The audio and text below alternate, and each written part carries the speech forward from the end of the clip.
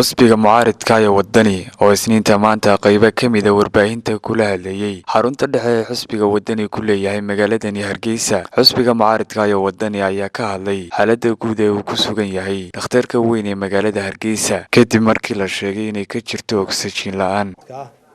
oo wasaaraddan caafimaadka ah gaar ahaanna qaybta cusbitaalka weyn ee magaalada Hargeysa ah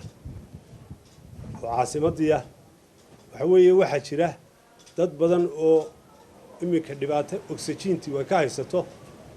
taasoo dadkii la weydiinayo lacag ma haysata iyo soo qaado iyo soo iibso meel uu ka soo iibsadana aanu garanayn xitaa waxay dhacday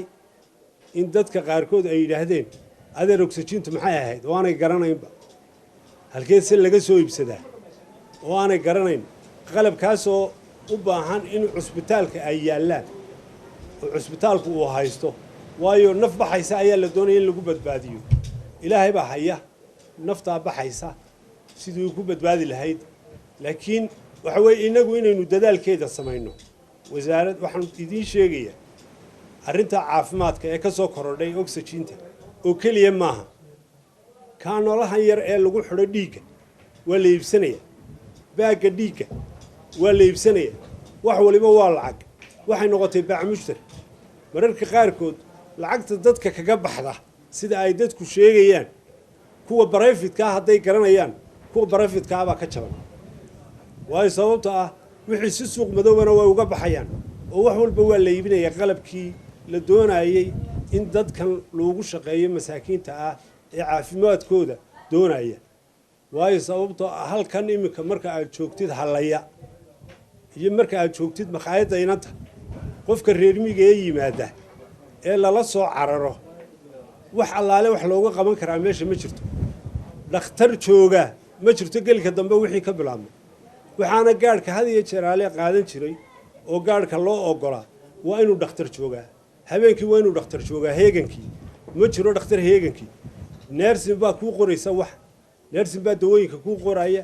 neers taasunbaad maxaa hayday hawsha kula wadaysa ilaa inta waagu ka baryayo ama la helayo dhakhtar waxaa jirtay in miidiyaha uu ka sheekeeyey nin inankiisii yaraa uu xanuunsaday oksijiintii uu waayey dabeetana ay noqotay in laga doono dumbulqu ka doonto dumbulqu markuu ka doontana inay yidhaahdaan markuu lacagtii wax walba dhameeyey inay ku yidhaahdaan nimankii hawshaa haystay adeer dhakhtarka hadday tahay alaabtaanay soo celinayn faaruqa haanta oksijiinta ayaanay soo celinayn oo kuma kalsoonin oo haddana $100 dambe u doonay dabeetana ay ku dhacday ninkii in isla markiiba lala soo hadlo oo lagu dhaahdo ilmahaagu u dhintay uu is yidhaahdo waa intaasoo naf ku gaadhaa balgaadhsidii hase ahaatee uu tegey isagii oo naftii ay ka baxday waxa weeye ilmo yar ayaa jiray isna oo sidaasoo kale ay ku dhacday oo oksijiintaa loo waayey waxaa jiray nin yidhi maxaa ahayd war imikaan hadlaya tv-ga ka hadlaya dabeetana agaasimaha meeshuu yidhi war ha loo soo saaro marka waxa weeye wixiiba barya gashay iyo istoodha lagu xaraysanayo wixii ummadda lagu fali lahaa caafimaadka iyo waxbarashada waxyaalaha ugu importansan ee dalka la doonayo inay dowlad loo doortaa ayay ka mid tahay kowna waxa ka ah caafimaadkii dalku halkaasu maraya waxaan xusuustaa 82kii mar qolo ufa la oran jiray ay yidhaahdeen cusbitaaladaan maydhayna cusbitaalladu marka cusbitaalkaa weyne wuxuu lahaa bedshiitis buu lahaa lagu seexdo la maydho wax walba wuu lahaa maanta ayuu ka aaya xun yahay maya nimankii markaa kacay ee lahaa waxaanu doonaynaa inaanu u shaqayno dadkoo maydhno oo hagaajino oo dhitool ku maydhno oo waxay u baahan yihiinna keenno markaa layskama iibinayn kaanoolihii dhiigga iyo baagga dhiigga lama iibinaynoo lama lahayn waa lacag maantana ambalanskii ayaa lagu oranayaa waa lacag ambulans lacagiina muu jirin wakhtigaa waxa weeye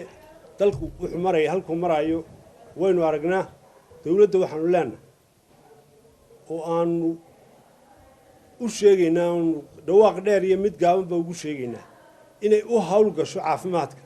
mar haddii dhakhtarkii cusbitaalkii magaalo madaxda laga dayrinayo maxaa u malaynaysaan magaalooyinka kale ee ka fog 5 gobol ee kale ka fog maxaa u malaynaysaa